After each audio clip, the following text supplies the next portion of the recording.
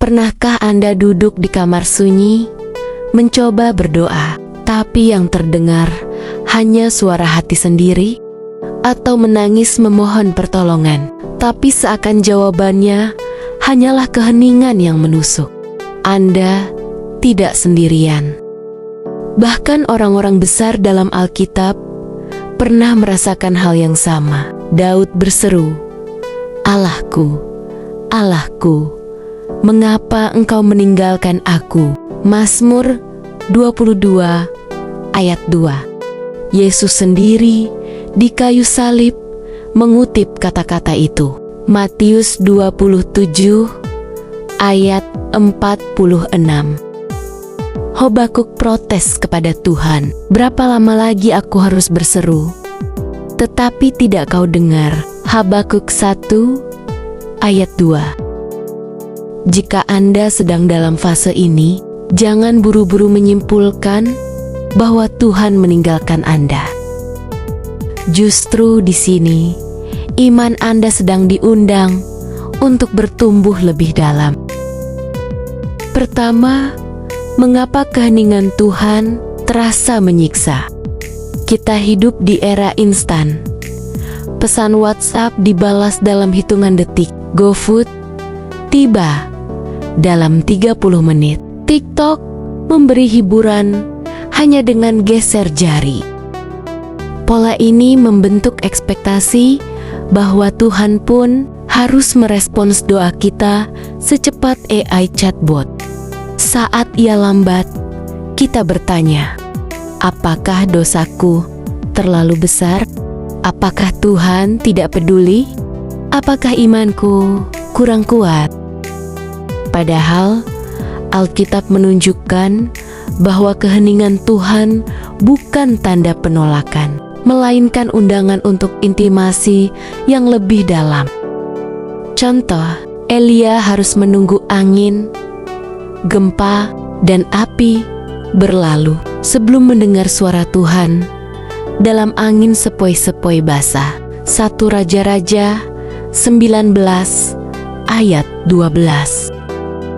Maria dan Marta mengira Yesus tidak peduli saat Lazarus mati, padahal ia sedang menyiapkan mujizat kebangkitan. Yohanes 11. Kedua, 3 alasan Tuhan diam yang tidak pernah terbayangkan. A. Dia ingin kita belajar mendengar, bukan hanya berbicara. Doa bukan monolog, tapi dialog. Masalahnya, kita sering terlalu sibuk mengeluh, sehingga tidak memberi ruang bagi Tuhan untuk berbicara. Coba amati pola doa Yesus. Sebelum memilih murid, ia berdoa semalaman. Lukas 6 ayat 12. Di Getsemani, ia berdoa 3 kali dengan kalimat serupa. Matius 26 ayat 44. Ini menunjukkan bahwa doa yang efektif bukan tentang banyaknya kata, tapi kepekaan akan kehendaknya. B. Dia sedang menyiapkan jawaban yang lebih besar dari yang kita minta. Bayangkan seorang anak meminta es krim, tapi sang ayah diam karena sedang merencanakan liburan ke Disneyland. Tuhan sering bekerja seperti ini. Yusuf minta dibebaskan dari penjara, tapi Tuhan menyiapkannya jadi penguasa Mesir. Murid-murid minta Yesus membangun kerajaan duniawi, tapi ia justru mati untuk membuka kerajaan surgawi. C. Dia ingin kita mengalihkan fokus dari keinginan ke kebutuhan rohani. Doa kita sering terpusat pada berikan aku, sembuhkan aku, ubah situasiku.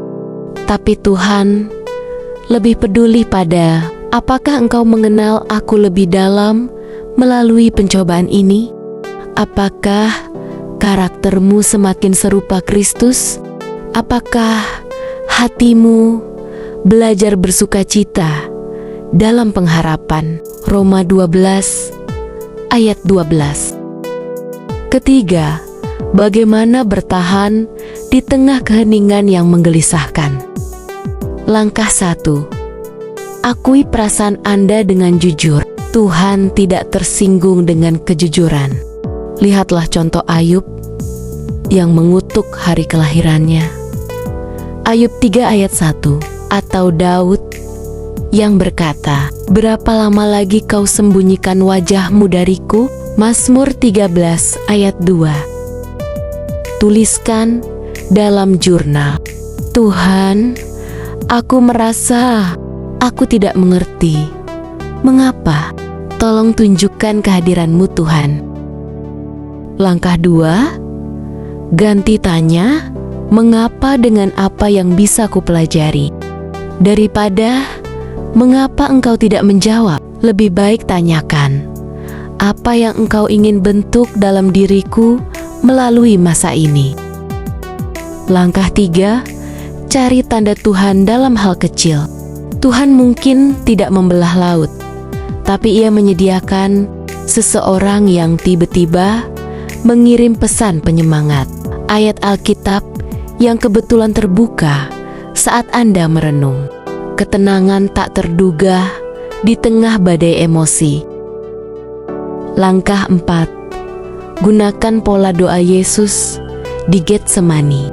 Ya Bapakku, jikalau sekiranya mungkin, wujud pengakuan keinginan. Tetapi, janganlah seperti yang ku kehendaki, melainkan seperti yang Engkau kehendaki. Ini adalah wujud penyerahan diri. Keempat, kisah orang-orang yang bertahan dalam keheningan Tuhan. A. Elisabeth Elliot, misionaris yang suaminya, Jim Elliot, dibunuh oleh suku Auca. Selama tahun-tahun kesepian, ia menulis, "Keheningan Tuhan bukanlah ketiadaannya. Ia sedang mengukir ruang di hati kita untuk hadiratnya yang lebih dalam." B. Joni Eareckson Tada, setelah lumpuh, ia berdoa bertahun-tahun untuk kesembuhan. Tuhan tidak menjawab, tapi melalui penderitaan, ia menjadi berkat bagi jutaan penyandang disabilitas. C.S. Lewis menulis buku A Grief Observe setelah kematian istrinya. Awalnya ia marah pada Tuhan yang diam, tapi akhirnya menemukan Tuhan berbisik dalam sukacita kita, tetapi berteriak dalam penderitaan kita. Diamnya adalah megafon untuk membangunkan dunia yang tuli. Mari kita berdoa. Tuhan yang Maha Pengasih, hari ini aku datang dengan hati yang berat, seperti Daud yang berseru di padang gurun, seperti Yesus yang berteriak di kayu salib. Aku pun merasa doaku terhalang langit-langit kamar. Aku bertanya-tanya, apakah Engkau bosan mendengar keluhanku? Apakah dosaku menghalangi telingamu? Apakah Engkau sedang sibuk dengan urusan yang lebih penting? Tapi firman-Mu berkata, sebab beginilah firman yang Maha Tinggi, tempat tinggalku di tempat tinggi dan di tempat kudus, tetapi juga bersama-sama orang yang remuk dan rendah hati. Yesaya 57 ayat 15. Jadi, di sini aku, remuk oleh keheningan-Mu, rendah oleh ketidakmengertianku. Ajari aku untuk tidak hanya menuntut jawaban, tapi merindukan kehadiran-Mu. Bukan hanya mencari pertolongan-Mu, tapi mengenal hati-Mu. Ketika aku tidak merasakan apa-apa, ingatkan aku bahwa salib-Mu adalah bukti kasih-Mu. Ketika aku tidak mendengar suara-Mu, peganglah tanganku seperti Engkau memegang Petrus yang hampir tenggelam. Aku percaya bahwa diam-Mu bukanlah keacuhan, melainkan kesabaran-Mu yang sedang bekerja. Sunyi-Mu bukanlah hukuman, melainkan ruang di mana imanku belajar bernapas dalam kegelapan. Hari ini, aku memilih untuk percaya bahwa telingamu tetap terbuka, hatimu tetap penuh kasih, dan tanganmu tetap mengukir kebaikan dalam setiap detik yang terasa hampa. Di dalam nama Yesus yang pernah merasakan keheninganmu, agar aku tak pernah sendiri, aku berdoa dan berseru, amin.